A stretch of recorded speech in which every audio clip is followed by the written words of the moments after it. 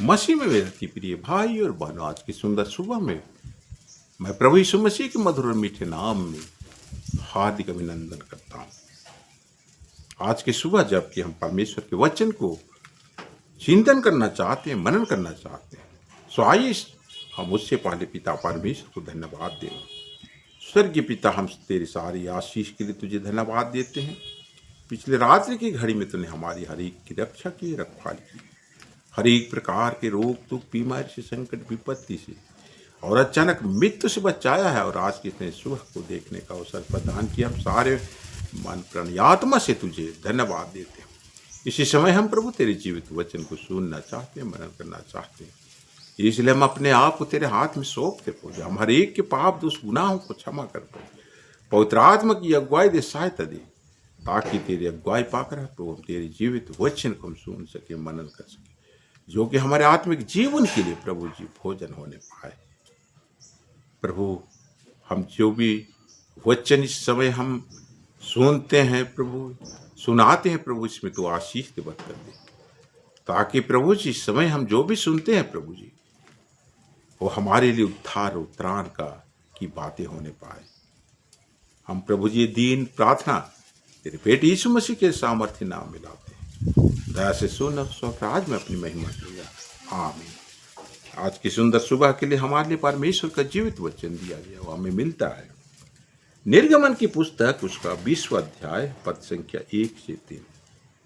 निर्गमन 20 पद संख्या 1 से 3 तक यहाँ पर परमेश्वर का जीवित वचन इस प्रकार से लिखा हुआ है। हम ध्यान से सुने। तब परमेश्वर ने यह सब वचन कहे, मैं तेरा परमेश्वर यहोवा हूँ, जो तुझे दासत्व के घर अर्थात मिस्र देश से निकाल लाया। तो मुझे छोड़ दूसरों को ईश्वर करके ना मानना। यहाँ तक आमीन। परमेश्वर पिता अपने वचन के पढ़े और सुने जाने पर हम सबों को बहुतायत की आशीष देवे। आमीन। ख्रिस्त में प्यारो, आज की सुंदर सुबह में सर्वप्रथम हम पिता परमेश्वर को धन्यवाद देवे, उसकी स्तुति करें, महिमा करें, क्योंकि उसने पिछले रात्रि की घड़ी में हमारी रक्षा की, रखवाली की।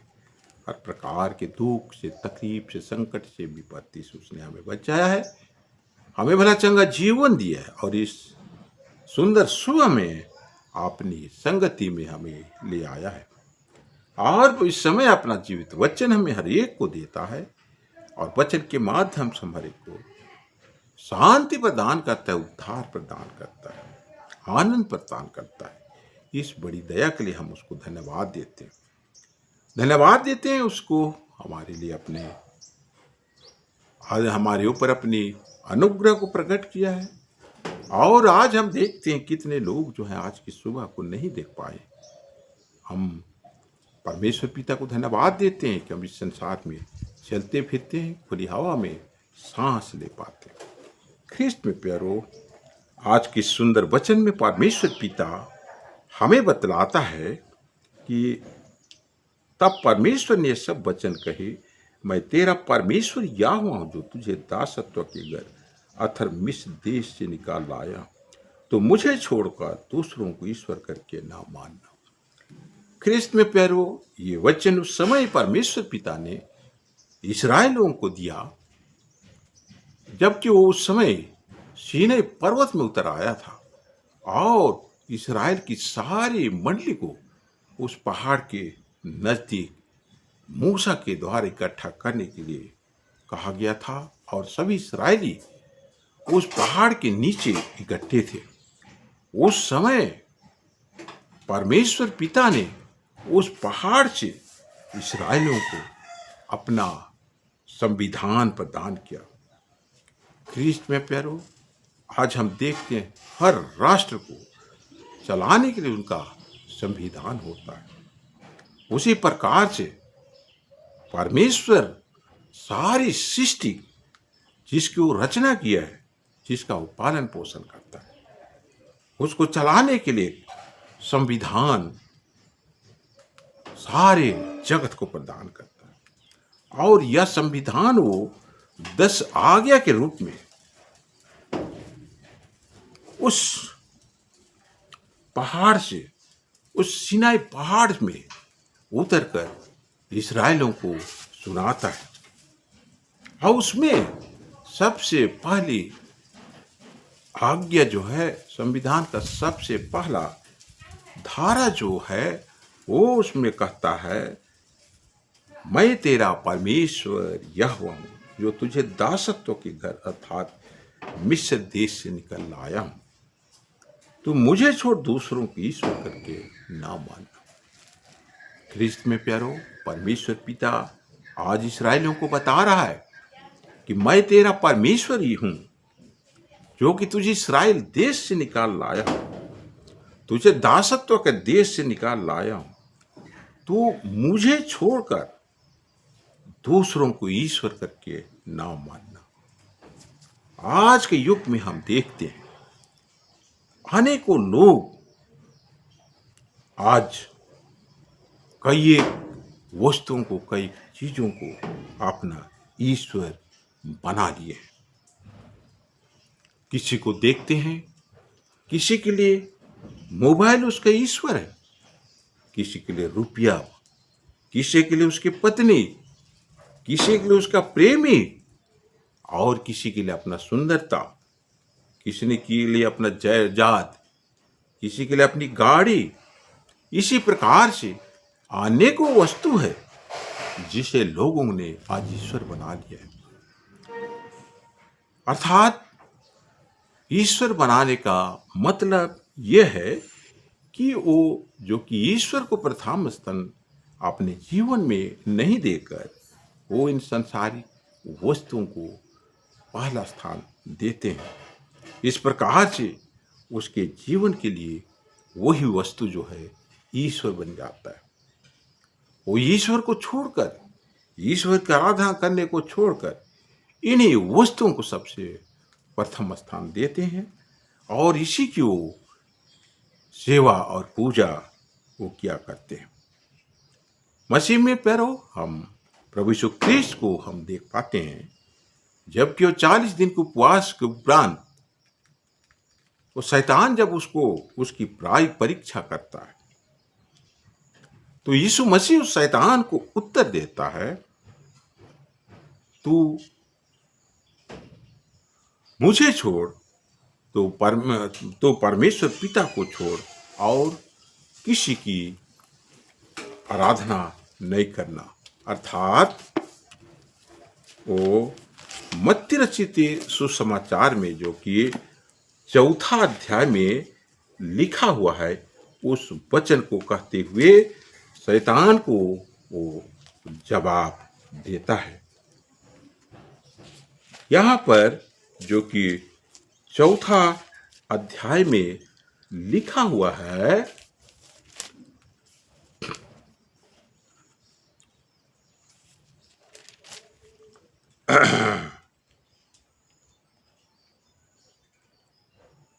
तू अपने परमेश्वर को प्रणाम कर और केवल उसी की उपासना कर। इस प्रकार से वो जो है परमेश्वर पिता की बातों को, आज्ञाओं को उस शैतान को कह के वो जवाब देता है। ख्रिस्त में प्यारो, शैतान भी जो है पवित्र बाइबल की जो है बातों को जानता है और वो भी जो है प्रभु यीशु ख्रिस्त को उसी बाइबल के वचनों के द्वारा जो है उसको परीक्षा करता है। इसी समय यीशु ख्रिस्त उसको जवाब देता है कि तू प्रभु अपने परमेश्वर को प्रणाम कर और केवल उसी की उपासना कर। इस प्रकार से शैतान को वो जब जवाब देता है, शैतान उसके सामने से भाग जाता है। आज ख्रिस्त में प्यारो, हमें भी आवश्यकता है कि हम प्रभु यीशु ख्रिस्त जिस प्रकार से शैतान को जवाब दिया, उसी प्रकार से हम भी आज शैतान को जवाब दें, तो वह निश्चित तौर से हमारे सामने से वो भाग निकलेगा। और ख्रिस्त में प्यारो, हम देखते हैं उस धनवान युवक को जो कि यीशु के पास आता है और कहता है कि मैं अनंत जीवन पाने के लिए क्या करूं। प्रभु यीशु ख्रीस्त उसको कहता है, तू आज्ञाओं को तू जानता है। जवान जवाब देता है, जवान युवक जवाब देता है, हाँ मैं जानता हूँ और इन सब आज्ञाओं को मैं बचपन से ही पालन करता हूँ। तो वो कहता है, तुझ में एक चीज की घटी है, जा तू अपना सारे धन को बेच दे और कंगालों में उसको बांट दे। इस प्रकार से प्रभु यीशु ख्रीस्त धनवान युवक को कहता है, परंतु ये बातों को सुन के युवक वहां से वापस लौट जाता है, क्योंकि उसको अपने धन से बहुत ज्यादा प्यार करता था। उसके लिए धन नहीं ईश्वर था। परमेश्वर की आज्ञा जो है उसको वो उसके लिए पहली आज्ञा नहीं थी। इसलिए वो युवक जो है प्रभु यीशु ख्रीस्त को छोड़ के वो चला जाता है, क्योंकि धन से उसका मोह था। वो धन को खर्चा करना नहीं चाहता था। इस प्रकार से वो परमेश्वर के द्वारा दिए जाने वाला अनंत जीवन से वो वंचित हो गया। हम अब्राहम को देखते हैं, अब्राहम किस प्रकार से परमेश्वर की आज्ञाओं को मानता है। उसको 100 वर्ष की अवस्था में एक बच्चा लड़का पैदा होता है और उस बच्चा इसहाक को परमेश्वर पिता वो कहता है अब्राहम को कि इसको मोरिया पहाड़ में लेके इसका बलिदान कर दे।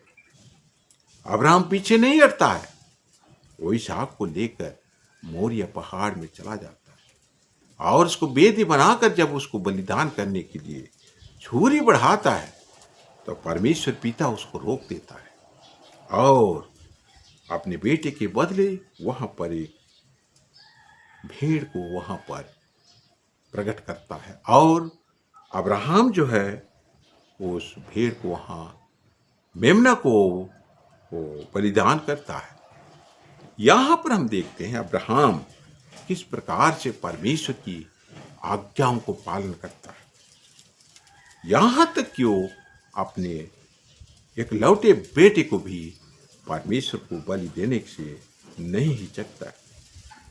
उसी प्रकार से आज जब कि हम मसीह के जीवन को जीते हैं, हमारे लिए जो आज्ञाएं दी गई हैं इसे हमें पालन करने की आवश्यकता है। परमेश्वर जो कहता है कि मैं तेरा ईश्वर हूं, मैं किसी और तुम किसी दूसरे को ईश्वर करके ना मानना। आज हमारे लिए आवश्यकता है कि हम जिस संसार के धन में, रुपया में, मोबाइल में, पत्नी में, प्रेमिका में, सुंदरता में, पद में, नौकरी में और भी नाना प्रकार के संसारिक वस्तुओं को हम परमेश्वर से ज्यादा प्रेम करते हैं। आज हम इन बातों को, इनसे प्रेम करना छोड़ दें और हम अपने जीवन में पहला स्थान हम परमेश्वर पिता को दें, ताकि हमारे ऊपर पिता परमेश्वर की आशीष बनी रहे। क्योंकि वचन में और जगह कहता है कि अगर तुम मेरी आज्ञाओं को मानोगे और उसके अनुसार जीवन को व्यतीत करोगे, मैं तुम्हारे मत से हर प्रकार के रोगों को दूर करूंगा और तुम्हारे अन्न और जल में आशीष प्रदान करूंगा। हम इस प्रकार से अगर परमेश्वर पिता की आज्ञाओं को मानते हुए अपने जीवन को व्यतीत करेंगे, वो हमारे बीच से सभी रोगों को दूर करेगा, सभी बीमारी को दूर करेगा और हमारे घर में, परिवार में, बच्चों के बीच में, हमारे राज्य में, देश में, समाज में, गांव में अपनी आशीष को प्रदान करेगा। हमारे फसलों को टिड्डियां नहीं खाएगी, हमारे धन को चूहे नहीं खाएंगे, कीड़े मकोड़े नहीं खाएंगे और हमारे पैसा जो है बर्बाद नहीं होगा। हम अपने पैसा को डॉक्टरों को नहीं देंगे। सो ख्रीस्त में पैदा प्यारो, आइए आज हम ये निश्चय कर लें कि हम इस संसार की वस्तुओं को परमेश्वर पिता से ऊपर का दर्जा ना दें, परंतु परमेश्वर जो हमारा सृष्टि करता है, पालनहार है, हमारा जीवन में पहला स्थान उसी को हम प्रदान करें, ताकि हम संसार के हर बुराइयों को छोड़ने पाए, पवित्र जीवन को जीने पाए और एक दिन स्वर्ग राज का अधिकारी होने पाए। परमेश्वर पिता इस छोटी प्रवचन में बहुतायत की आशीष दे। आइए हम प्रार्थना करें। हे स्वर्ग शक्तिमान ईश्वर दयालु पिता, हम फिर कर तेरे चरणों में आते और तेरे नाम की स्तुति करते, महिमा करते। दयालु प्रभु जी, आज की सुंदर सुबह में हमारे लिए अपना जीवित वचन दान किया। वचन के माध्यम से हमारे को आशीष प्रदान किया, शांति प्रदान की। इस बड़ी दया के लिए हम तुझे धन्यवाद देते। वचन में हमें बताया है कि मैं जो तुम्हारा सृष्टि करता हूं, मुझे छोड़कर तुम किसी दूसरे को ईश्वर करके ना मानना। सहायता कर प्रभु, ये बातें हमारे मन में अटूट रीति से बैठने पाए, और जो हम संसार के जीवन में जब जीते हैं, हम संसार के वस्तुओं को अपना ईश्वर मान लेते हैं। संसार के वस्तुओं को हम तुझसे अधिक महत्व और पहला स्थान देते हैं। इस प्रकार की भावना और विचार हमारे अंदर ना पनपने पाए, परंतु हम सर्वप्रथम तेरी आज्ञाओं को ही मानने वाले होने पाए। जिस प्रकार से अब्राहम तेरी आज्ञाओं को मानता है, प्रभु यीशु ख्रीस्त तेरी आज्ञाओं को मानते हुए तेरे वचन को बोलकर उस शैतान को अपने सामने से दूर भगा देता है। हम भी उसी प्रकार से जीवन को व्यतीत करने वाले होने पाए, और एक दिन हम एक स्वर्ग राज के तेरे निवास के अधिकारी होने पाए, और तेरे साथ हम हमेशा हमेशा आनंद मनाते रहने पाए। सो प्रभु जी, आज के वचन के अनुसार हमें जीने के लिए सहायता कर, मदद कर। आज के दिन में कितने लोगों को ब्लड शुगर का बीमारी है, या तो शुगर लेवल बढ़ गया है या शुगर लेवल बहुत कम हो गया और उनके जीवन को परेशान कर रहा है। यीशु नाम में ऐसा रोगी आज चंगे हो जाओ। हर एक ब्लड प्रेशर का रोगी, किडनी का रोगी, लीवर का बीमार रोगी, हृदय का रोगी, मानसिक परेशानियों से भरा रोगी, यीशु नाम में चंगे हो जाओ। हर एक प्रकार का ब्लड का क्लोटिंग, जिसके भी सर में हुआ हो, ब्रेन हेमरेज हुआ हो, यीशु नाम में आज चंगे हो जाओ। हर एक प्रकार के लंगड़ी, हर एक प्रकार के जिसका पैर में फ्रैक्चर, पैर टूटा हुआ है, हाथ टूटा हुआ है, शरीर का किसी भी हिस्से का हड्डी टूटा हुआ है, यीशु नाम में हर हड्डी जुड़ने पाए। यीशु नाम में हमारे हर एक सुनने वाले पीलिया और हर्निया और बवासीर की रोग से चंगे हो जाओ। हर एक नौजवान जिसको नौकरी की जरूरत है, यीशु नाम में जिनको सरकारी नौकरी मिल जाए। हर एक जवान जिसको आज शादी ब्याह के लिए जीवन साथी नहीं मिल रहा है, यीशु नाम आज उनको जीवन साथी मिलने पाए और उनका शादी ब्याह होने पाए और उनका घर परिवार बसने पाए। जितने भी घर में आज कंगाली का जीवन है, यीशु नाम में हर एक प्रकार के गरीब उनके जीवन से दूर हो जाओ। हर एक प्रकार के परिवार जिसके घर में बच्चे अज्ञाकारिता का जीवन जी रहे, हाँ प्रभु, जो नई कई एक प्रकार के नशे की आदि हैं, यीशु नाम में सुधरने पाए। हाँ प्रभु जी, हर प्रकार की रोग दुख बीमारी, किसी भी प्रकार की बीमारी हो, आज के दिन में हमारे सुनने वालों के सर और शरीर से निकल जाओ। जो भी मनुष्य प्राण आदमी शैतान और दुष्टात्मा के चंगुल में फंसा हुआ है, शैतान के जाल में फंसा हुआ है, यीशु नाम में हर एक प्रकार की शैतान और दुष्ट आत्मा को मैं आज्ञा देता हूं, निकल जाओ और तुम कभी वापस नहीं आना। पवित्र आत्मा की शांति, पवित्र आत्मा की खुशी, स्वर्ग की रोशनी से आपका जीवन, आपका घर और आपका परिवार इसी समय भर जाए। हमें दिन छोटी प्रार्थना तेरे बेटे यीशु मसीह के सामर्थ्य नाम में लाते, दया से सुन और स्वर्ग राज में अपनी महिमा के लिए ग्रहण कर। आमीन। और ईश्वर की शांति जो समस्त ज्ञान से परे ख्रिस्त यीशु में आप सबों के मन और हृदय और प्राण की रक्षा करती रहे, अब से लेकर सदा लो। आमीन।